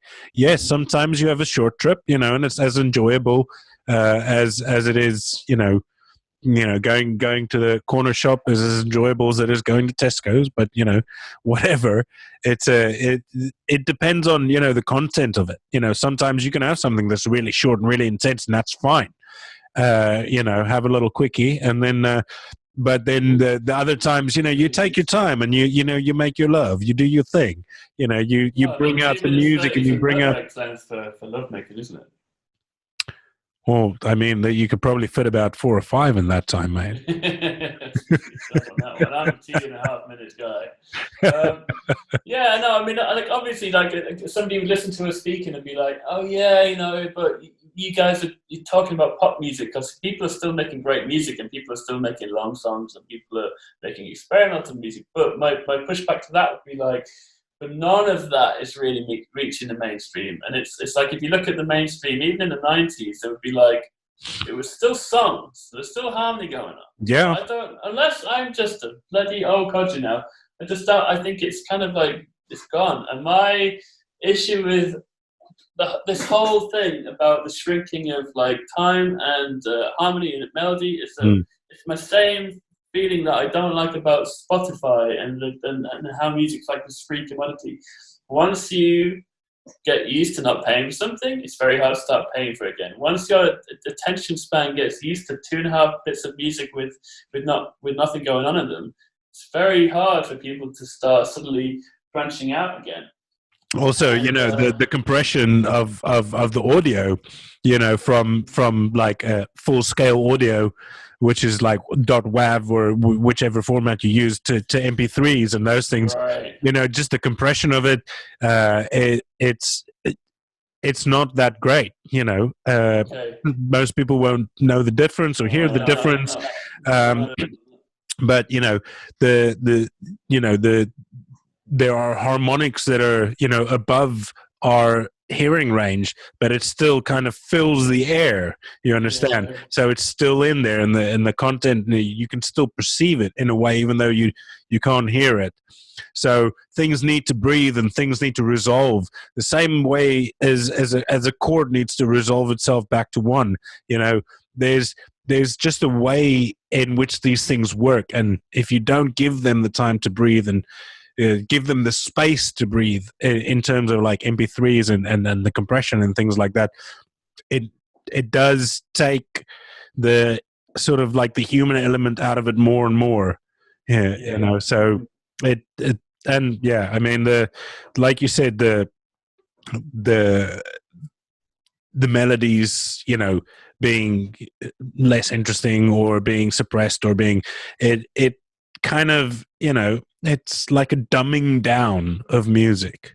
If you then go and play a fucking masterpiece to the newer generations, they'll either get bored or they'll be overwhelmed. They'll have fucking sensory explosion in their head because they don't know what else. There's so many things coming at them, and they can't concentrate on all those things at the same time because I don't know. I don't want to write anybody off, but yeah, it's a worry. It's a worry, definitely. But like, who is immune from that? Like, my God, like ever since I got an iPhone, my attention span suffered. Jeez, massively. Yeah, no, I know it's it is a problem. I've recently in the last sort of, because I've subscribed to Audible, so every month I get a free book. Well, not a free book. I pay for it, but I can download a book every month. What are you listening to? Currently, I'm listening to the 13th book in the series that I've been. It's about the Vikings and the Great Danish Invasion and King Alfred the Great. It's like I like to say, it's factional. It's fiction, but with it's factual history with a fictional protagonist that kind of just brings the whole story together. They made a series. It's on Netflix called The Lost Kingdom, and it's pretty good. A lot of the sort of facts and the times and the dates and the battles and things are real, but I've gone to trying to get away from technology a little bit, and even though I'm listening to it on my phone, but it's not like I've got my phone to my ear or in my hand. I've sort of in the last, I don't know, sort of month or so started, because I hurt my back just before Christmas. I bought a van, which I'm now converting into a camper van, and I was in the back sanding the floor because I had to rip the floor up and sand the floor back to get all the rust back, and then you paint it with this rust cure stuff to make sure that the floor doesn't rust out and shit like that. So it was a cold day, and I was hunched over for about 2 hours with the angle grinder in the back there, making sure that all that rust spots and stuff. And I got up and fucking nearly passed out. I'd one of my discs nearly slipped sideways. So I was kind of bedridden for a bit. Jeez. But I'd gone to listening to my audiobook a little bit and just get away from the screen a little bit. And in the last so when you were in bed and you were just laying and listening. You wouldn't be, that's good. That's good, man. Because it took a lot of effort. It took a lot of effort on my part to actually do that. Because with my back the way it was, it was hard to move. So I would lie down flat, basically, not to kind of stretch my back in any kind of way, because even just moving was kind of excruciating. So I would just lie down flat, listen to my book for about an hour and a half, and kind of like drift away in that way, rather than just drift away with the computer watching a series or something. And I found that it's personally I feel I don't know, better for not having had the screen until the very second before I go to bed. And also with this, what ties into this nicely is that having, with the lockdown, I've started doing other things, like, I make furniture from pallets and stuff like that. I built myself a workshop in my back garden. So when I'm in there, I've got lots of power tools in there. I've got a table saw, and I've got things that if you lose concentration, you're going to lose a digit, and I really like having my fingers attached. So I I do that as well. I'll stick in my headphones under my ear protection stuff, and I'll put on a podcast, or I'll listen to some music or stuff like that. Just try and put the phone away a little bit, It does, man. But I think I'm probably the same as you. I'm happiest when I'm thoroughly immersed in a task that doesn't involve the phone. Like whether it's practicing, or like what you're doing, or like in my case, like cooking is something I've really love it. I know it's obvious, but my God, it's been so exciting for me because I've been so basic for so long, and I've relied on stuff like pasta sauces for like goddamn years, and now I'm making everything. I never want to buy. So, but like just getting immersed into something that you lose yourself with, it's like that is the happiest for me. Absolutely. Like, there's that saying, isn't it, that like everybody needs something to do, something to look forward to, and someone to squeeze. And if you've got those three things, it's like I could never complain again. No. Like I'd be surprised how okay I've been through this whole thing. With like, there's even been times where I've said like, I don't miss gigging, and I know I do, because when they came back, I was like, great, and they really meant a lot. But I think we're all quite adaptable people by our nature, and I've been happy because I've just been doing stuff. Like I've never sat around wondering what to do. Like, and I think that if you're an inquisitive person, and if you like losing yourself, you like being busy, you'll never get bored. There's always something you can do, and like I feel quite grateful that like I've just I've had a good time. My partner's been amazing through this whole thing, and and there was actually, like last year, I can't deny I saw a lot of people. Like I was very sociable. Like a lot of park hangs. Like at the moment, I'm not seeing that many people, but I've had a really good time. But as long as I've got something to do, then I'm just happy. And like in the old days, it was, well, you just be gigging all the time, so that's what you did. But like I found that like just even like doing a bit of work on the house, or like painting or cooking or anything, as long as it's fucking doing something, I'm happy. Yeah, And yeah, absolutely. that makes me like that makes me hopeful that like whatever happens in the future, and no one really knows what's going to happen, but as long as there's something to do, I'll be all right, man. I like being busy. Like, absolutely. I think I'll always find something to keep me busy. That said, if I had to stop playing and go and say, I don't know, work in like car insurance, I think that would be extremely testing. But hopefully, but let's not maybe go down that route. Let's talking no. about the COVID. You know, I'm sure no one wants to hear about that. But yeah, just being immersed, man, and like. So actually, one of the good things about this year is that I've got this new morning routine. This is a little bit preachy, but whatever. Where the first thing I do is meditate. Fantastic. And I read, and that's like, my God, do you know, man? Don't grab the phone straight away. Yeah. No. Yeah. And I know it's so stupid and so obvious, and it's nothing to be proud of. But I am kind of a bit like, because like the amount of times that I've sat and I've gone like, I know that I have anxiety about various things. Like sometimes it's playing, sometimes it's like maybe a certain social dynamic can really trigger me. I don't know what it is. Like I actually love hanging out with people, man. I really do. But I think sometimes like I can maybe come across, here's me doing what I said I wouldn't do to start the podcast and admitting my faults, but no one's going to be listening to far anyway. So, but like just certain kind of small talky like jazz situations where you can never really get into something. Like I'll be like, ugh! And I'll just kind of like get in my own head a little bit. And I actually think that sometimes I can come across as being a bit like vibey, and I'm actually not at all. Like I'm actually pretty nice, but like I think it can come across as being maybe a bit rude or aloof. But actually, it's just like some social situations, like when it's a bit kind of like, I don't know. It depends. There's just certain dynamics that I know have triggered me in the past. So I've always known that meditation would be such an amazing benefit. So good. And I've bought books. I've gone, right, I'm going to go to the bookshop and I've bought a book about mindfulness. And then what happens? You don't read it. Pages, you don't do it. And for years I've started, stop.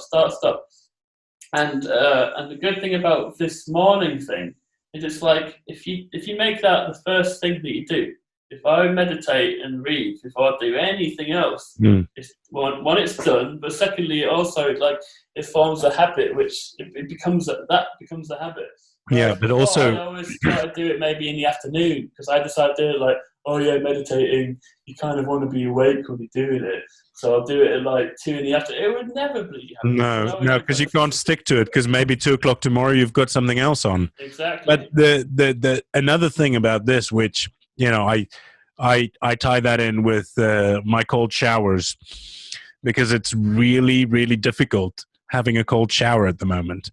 You know, when it's freaking -2 outside, it's not. But it's afterwards. You're like, well, there's one little victory that I can tick. Yeah. I've had this little accomplishment, and it's done. So I've had one victory. I've set myself up for the day. I'm ready to go. I'm ready for whatever else comes. And it's it puts you in that winning mindset and that just positive sort of, you're progressing, you're going forward, you're doing something. Yeah. So how do you do it? Do you go in straight cold? That's it, mate. Okay. Yep. Because I do it. I say do it. This is something that I've been trying this year as well. And I've done it maybe like 6 times. It's just put it on cold for the end, for the rinse. But if you get, you're going straight away. Straight in cold, man. Wow. Yeah, it's been about nearly 2 years now that I've been doing it. And what I also enjoy is because at the beginning of the first lockdown, I built myself a sauna because I love going to the gym and then having that sauna afterwards. And when we were so locked down, I kind of made myself a little homemade gym. But I missed. Where do you live? And Hanwell. Well, we're very fortunate. We've got a very big, nice, big backyard. That's not last year. Sort of April, May 2019, I built a treehouse for my daughter. Oh, dude, that's so cool. And then the bug kind of bit me because I've always been quite a hands-on type of person, building and making things. My old man, he crack behind you. Well, oh no, these here are just they're sort of like supports for my podcast table extension, because the desk which I'm on I built as well, but it's got a fold down extension, and then so these here they slot in and they support the extension when the extension's up. This is actually a bought rack for the guitars. Okay. But this I did make this sort of. Right, there you go. I thought you. I did, and cool. I've got a projector that goes up against my bed, and I built the screen which you can see here. I built the frame for that, and cool. I've got things, and yeah. So with what I love doing is the go into my sauna, and pumping it, and then straight after that go into a cold shower. Oh yeah. Oh, absolutely. You know, sitting there by yourself. What are you going to do for 45 minutes? You know, can't take the phone in there because it's too fucking hot. You know, I got it up to 85 degrees the other day. that was a bit hot. Oh, man, that's cool. Yeah. No. I'm very impressed by that. Yeah. Maybe that's a conversation for another time about how the hell you build a sauna. Jesus. Well, it's not really that hard. I think the hardest bit was I made the wood stove from an old propane tank, and that's the only thing really that you got to be careful of knocking that valve off. You know, because it's obviously there's a risk of that thing exploding if there's kind of residual gas in there. And when the first time you cut into there with the angle grinder is a little bit hairy. Because you know, well, obviously you take the valve off and then you fill it up with water, because you can't blow it out with air because propane's heavier than air, so it'll always be at the bottom. So the way in which to empty those out is once you've got the valve off, you fill it up with water, and then obviously the water fills all the space and pushes the propane out. Okay. Do that a couple of times. I usually go for about 3 or 4 times just to be sure, because there's always a bit of a smell left in there anyway. But you know, yeah. Oh, yeah. That is also true. That is also true. That's me not having my cold showers for a couple of days. I have to admit. I noticed that when I come out of the cold shower, actually, all the colors are so vivid. Yeah. Yeah, man. And the cytokines, it's the cold shock proteins. You know, it's so good for your immune system. It's for your mental health. It's fantastic. It's great for your skin. Great for your digestion system. It's just I would recommend it to absolutely anybody. You know, give it a try. I was lucky in December. I was in Ireland and I got to hang out with Kane Kilcullen, who's the #1 surfer in Ireland. All right. He's such a big deal that Kelly Slater, when he was traveling around the world doing surfing, when he came to Ireland, he asked to meet Kane Kilcullen, and Kane's mom didn't know who this dude Kelly Slater was. She was like, come back another time. Get away from me, you fucking weirdo. And that was like Kane's, you know, it's such a big deal for him to meet Kelly Slater, and he never got to go and surf with him. But he took me out to the sea in Enniscrone, and right at the top of in Ireland, and we got in. We'd had a heavy night drinking and staying up late, and we went in the sea at about 10:30 in the morning. I actually had a wetsuit on, and he just jumped straight in. I kind of gingerly climbed in with a wetsuit, and then I was like, you know what? I want to take this off, because like it was actually quite. I've never worn a wetsuit. Absolute hassle to get on. It took ages to get on. Yeah. But like it was doing too much for an amazing job, so I pulled it down to my waist and I jumped in the sea and I put my head under, and it was hard, but my God, I felt amazing. I felt absolutely amazing all day. Like I had a similar feeling to what I'd get after I'd done like a really heavy workout, you know. Yeah. If I it's the endorphins. Accelerated, yeah. Yeah. And I remember thinking, like, if I lived near the sea, goddamn, I would do this every morning. So it felt so good. Yeah. 100%. Hanging out with that guy.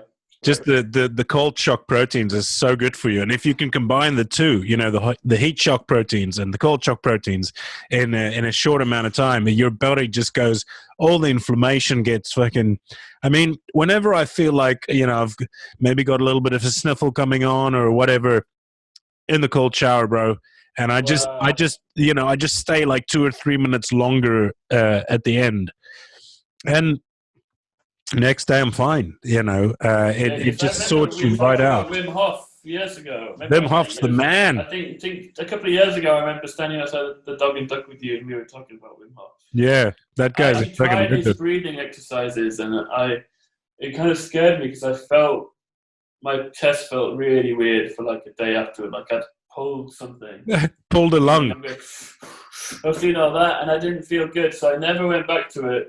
I mean, I should, but even just a cold shower alone, he's very. I know that he's very keen on that.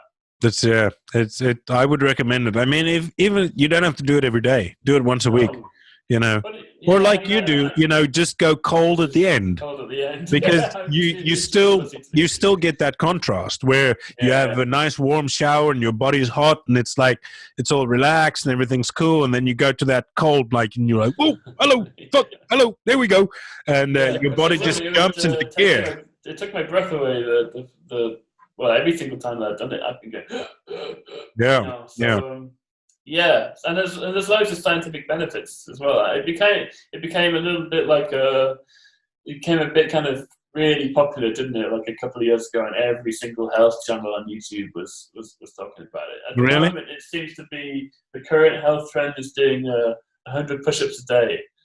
So I did that the other day. I did 100 push-ups, and I'm not going to do 100 a day. Is too long, man. It's got time for that shit.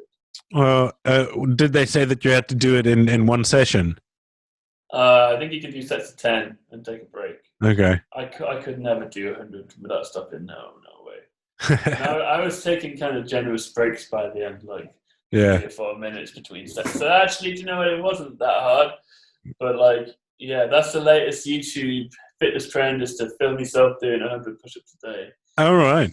Okay. Well, I did during the first lockdown. I was challenged to do the 25 for 25 days. Okay. And I did that one. And I thought about doing it again when we went into lockdown 3, but I kind of, I mean, December was not that good. I had a bit of work.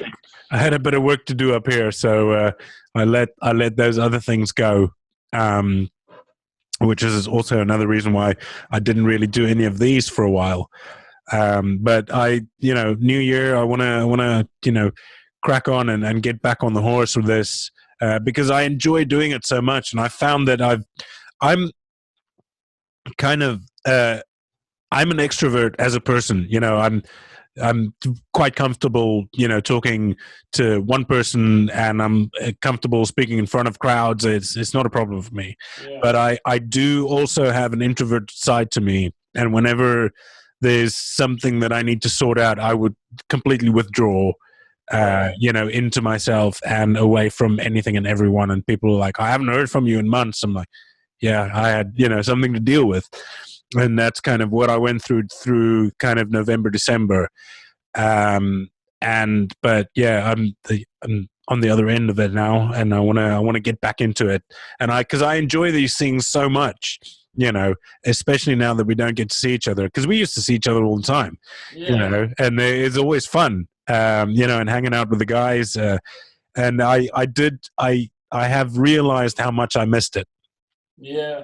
Because it's just a good thing to do, and I enjoy doing it, and I enjoy hanging out and shooting the shit and just getting to know you better, which is, it's the point of doing all this, is because, I've always said, I know so many fucking awesome people. Like I really do. And I want to share you all with the world. And also I want to get to know you better, because, we're at the Dog. And then there's you and me and Leo and Tim, and then it's a group talk. It's a group chat. Yeah. Never ever would I, have probably even known that you were from Middlesbrough if we didn't have this, or how you started. What age were you when you started? What was the impetus behind it? These are things that are interesting, and they don't come up in conversations, especially when it's a group chat. No, I mean, I've always, I to be honest, I think my favorite conversation has always just been sitting down with someone for like a long ass time. Yeah, man, just one-on-one, and especially if you just, when a conversation goes to 100 different places, that's what I really enjoy. And man. Group conversations are fun, but it's harder to get that. It's hard. Spontaneity. Group conversation is just harder. Yeah, because also you got to gauge, when is my time to speak, when do I know enough about this to actually voice an opinion? Is there, or maybe people are talking, I'm not even interested in what these guys are talking about, but I'm just going to be polite and say and I stand, you stand there, I just got a fresh pint, so I'll stand here for another 10 minutes, and I'll go get another pint, and then the conversation goes, and there's 45 minutes, you're like, I didn't fucking learn a thing. So these things happen, and it's like you said, the spontaneity of, our conversation's been all over the shop today. We went from hunting to surfing to sharks to fucking whatever, and that is just so special about this one-on-one. But if you've got it's harder to break out of the sort of the narrative, if you will, when you're in a group conversation, because somebody will start talking about major over minor, which is the best, and then everybody's got a fucking mate. No, I don't know. I'm just saying something, or they're like, oh, I prefer, this guy to that guy, and then everybody's gonna follow along, and it'll slowly maybe move in a different sort of direction. But unless somebody walks in and like takes a dick out and say, hey, what do you think about this? The conversation's not really gonna go in a different direction so much. Yeah, I think one of the hard things about the jazz scene is that sometimes it's like, I've always like had this thing where I've always tried to encourage other musicians to not judge other musicians socially as much as some, because people can be quite harsh sometimes about other musicians, and I always think you got to remember that like a lot of the time musicians see each other like a handful of times a year. They're mostly in silence, playing together, and they never get to really discover each other's like hobbies or interests. And so sometimes in those kind of like group situations with jazz musicians, they can be a bit like, okay, what topic do we all know about? Music. And so music tends to dominate the conversation. And I actually like get a bit bored if it's just talking about music. Personally, like I obviously love talking about it, but like, I don't know. I find like this conversation we've had today has been great, because it's like I didn't know like so much stuff that you're talking about, and it's like new information for me, and I didn't know a lot of stuff about your like all the stuff that you're talking about being near Kruger and growing up in that world and like hunting and stuff. Like I didn't know that about you. Like I obviously knew you from South Africa, but I didn't know like the ins and outs of the camping stories and killing the pig, pig killer. But I've always like kind of like tried to like imagine that like if somebody seems a little bit quiet maybe in a jazz social situation, it's like doesn't mean that they are. It's just that like a lot of us don't get the luxury of actually being able to talk about a lot of different stuff because it's just jazz based. No, I have found the same thing, and I've commented on it a few times where I absolutely adore you guys and love hanging out with you guys, but I much prefer to do sort of one-on-ones, like when you come and sit in the booth with me and we have a drink and we chat and we kind of that sort of I prefer that, but it's the same with us sound engineers. When there's a bunch of us at the pub, then the 99% of the time we're going to be talking about sound or compressors or whatever. Right. And we've had friends basically just walk away from conversations because they're like, I don't know anything about what you guys are talking about. Right. And I've got nothing to say, so they'll just walk away. People who aren't sound engineers, like or don't have an interest in the this field. I know it can get quite samey and it can get a bit. So I've noticed the same thing where, as much as I love you guys and as a collective and individually, but sometimes for me to, because I mean, I play music, but I'm not nowhere to the same level where you guys do, or how you understand it and how you talk about it. And then sometimes I can feel a bit out of my depth. So yeah, I could sometimes be that quiet guy in the corner, you know, but not because I'm an introverted, you know, whatever. It's just that, you know, I don't have the confidence to talk about the subject or whatever, because I'm not just gonna, oh yeah, I think that's better, when I don't even know what I'm fucking talking about. Because that's just, and I'm always kind of painfully aware of, you know, if you're in a group and if one person isn't maybe clued up in the world that you're talking about, I feel it so much. You're responsible. I always want to try and bring everybody in, and like I really feel that if there's like somebody who's like, one of the things I really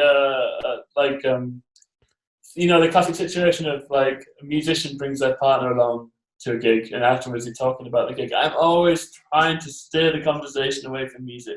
There's nothing worse than when you see like either it's a boyfriend or girlfriend and they're just stood there like, and you're talking about music. It's like, oh no, I feel it really, I've really kind of empathized with that person. I'm like, nah, come on, let's talk about Jeremy Beadle or something, you know.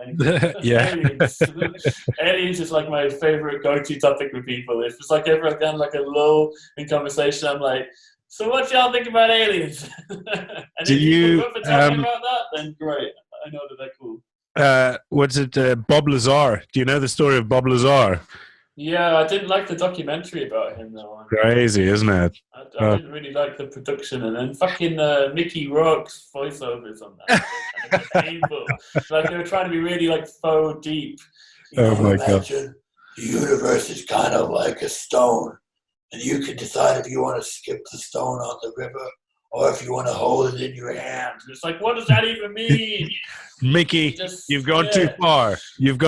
Just bring it back just a little bit. He's the wrestler that he was in. Yeah, I did. I love that film.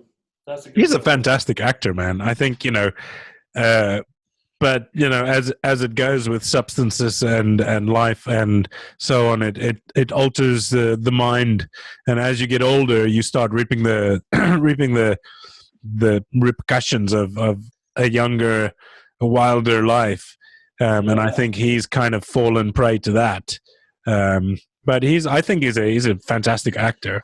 You know, if you look at his younger stuff, and I actually don't know his younger films. I only know the wrestler. Oh right, I love that movie. He was more of a serious actor when he was younger. You know, a lot of drama and stuff, and now he's kind of pigeonholed as the action guy and the Expendables and these sorts of things. I bet he was good looking when he was young. Yeah, I'm sure you can find a picture of him.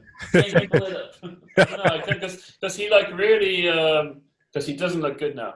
Like, no, he's got a lot of too much work done, mate. Yeah, but I bet he was maybe like kind of let's have a look, Mickey Rourke.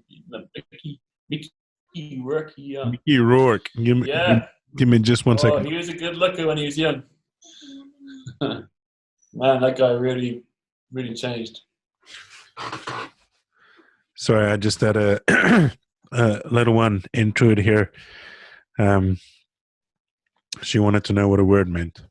I didn't even know what she said. Doesn't matter. Have you found him? Good old Mickey Rourke.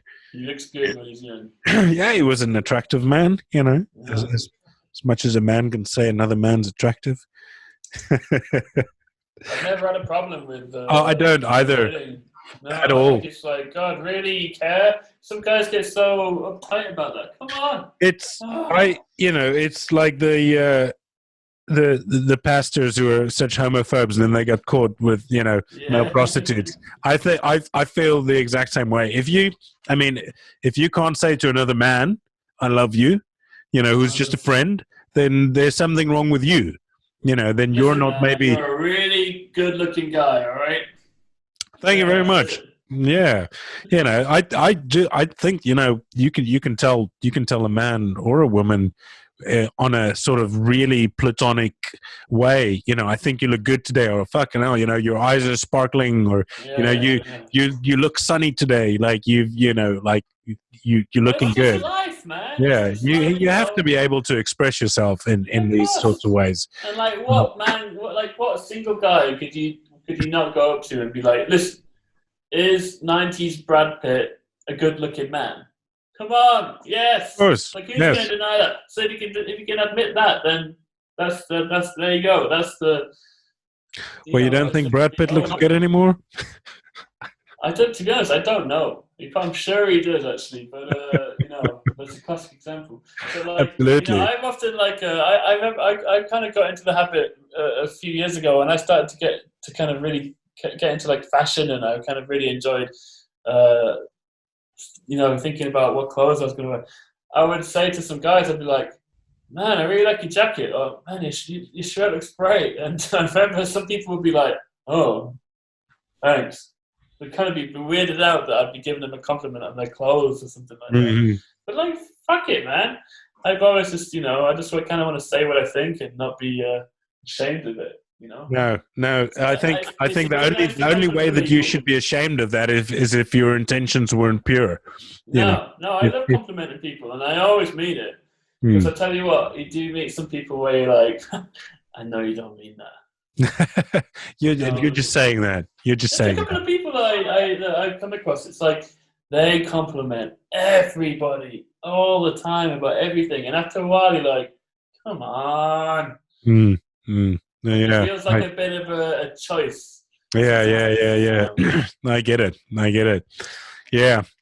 Well, I have had a lot of fun talking to you, but I'm gonna have to cut this short. I feel like we got a bit of a cynical note there, so let me just say I love you. I love you too, brother. This has been. I've really enjoyed it, and I'd love to do it again. And there's lots to talk about.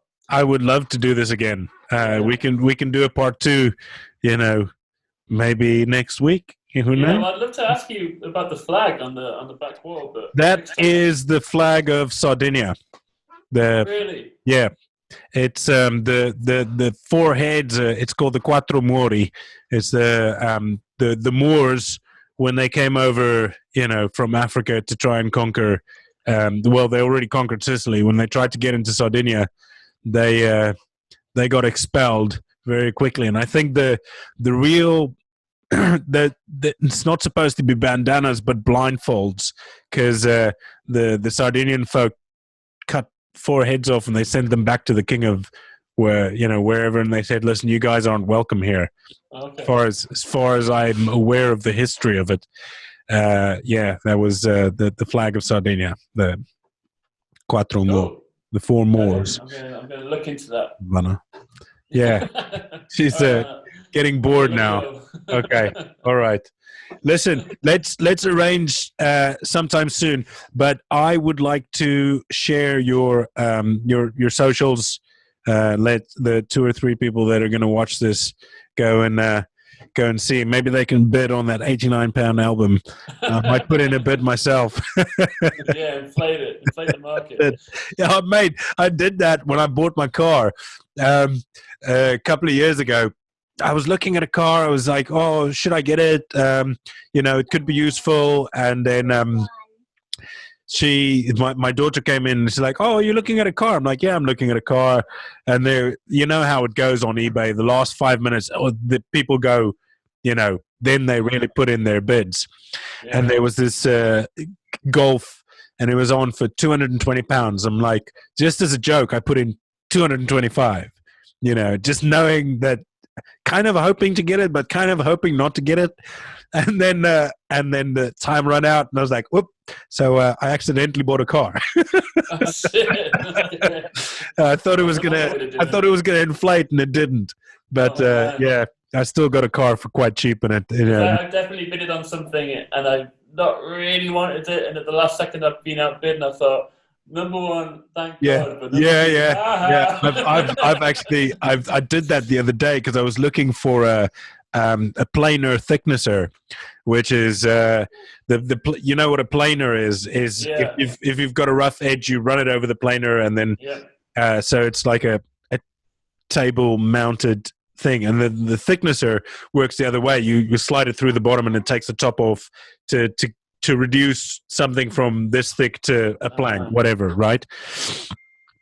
And I was looking at one on eBay, and before reading the full description, I was like, oh, this is so cheap, and I put in a bid, and then I scrolled down, I was like, oh shit, faulty, damn it, and then luckily, like 2 minutes later, I was outbid, which was fantastic.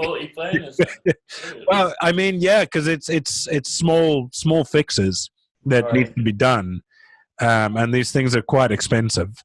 I mean, there's sort of like the semi-pro range, which is between £300 and £500, and then after that they're like $3-4 grand for these things. So yeah, I was like, oh, £100, yes, I'm gonna bet £100, and I bet £102, and then the guy about 2 or 3 minutes later, £104, like, yes, fantastic. I got out of that one. Yeah, right. So you have a website, and you said, is there an album in the works? Have you been writing music? A new record came out last year. In fact, I can show you it real quick.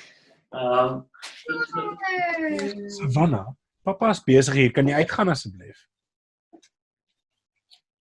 This is my new record. All right, Kid A Revisited. Yes. Brilliant. And maybe we can talk about that next time, you know? I'd love to. There's a lot to say. Radiohead, I'd love to. But jazz. So, so RickSimpsonJazz.com. But Twitter is the best place. My handle is RSPiano. RSPiano. Very original. Yeah. Well, also, next time we can talk about your namesake. Oh yeah. Fantastic, Rick Simpson. Yeah. So let's when we hang up here, we'll or when I finish recording this, then we can arrange another one. Yeah, brilliant. Okay. So for now, thank you very much. Thank you. I really enjoyed it. Me too. All right, Rick Simpson, everybody. Right. Well, there we have it. I hope you enjoyed part 1. We will be doing part 2, and I will be uploading that very shortly. As always, like, share, subscribe, get the word out there. Keep it sound.